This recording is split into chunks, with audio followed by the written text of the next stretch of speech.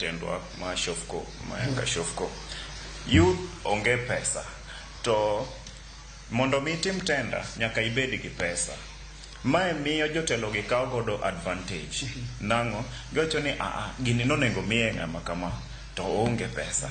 Koro iyudo ka obedo registered e nying youth lakini ng'ama otime oken ng'ano totally. Then you worry about youth leaders ma keto chik kanyo mondo mi oyier.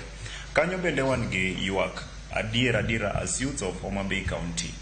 Youth leader iyiero Homa Bay County based on political side koma intiere. Besides political side, youth leader Homa Bay County iyiero according to your strength. Tekoni itek maromo nade ama inyago jiadi.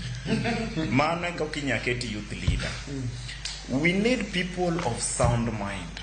Ng'at manyalo kelo yuak japiny, yuak kijana wadgi e table, wach ni en kamae. Ka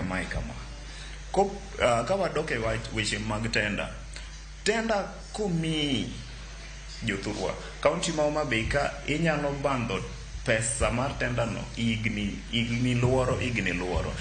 Obedo awarded to mondo mi ochule en lweny. Sani jatendwa Mayaka Shofco wacho ni Paul bro kare no elueki. Wacho ni tenda mi gini no ora were ko apenji. Idhi yo pesa. Ni tero pesa de county. Ko no chuli.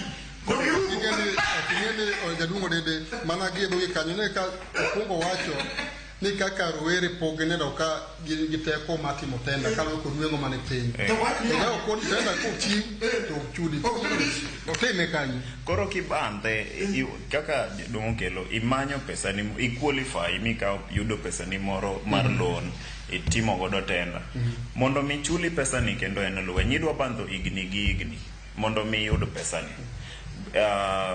To sani ne waduogi ka wadok kuom about the strategy ma yiero go youth leader ma en survival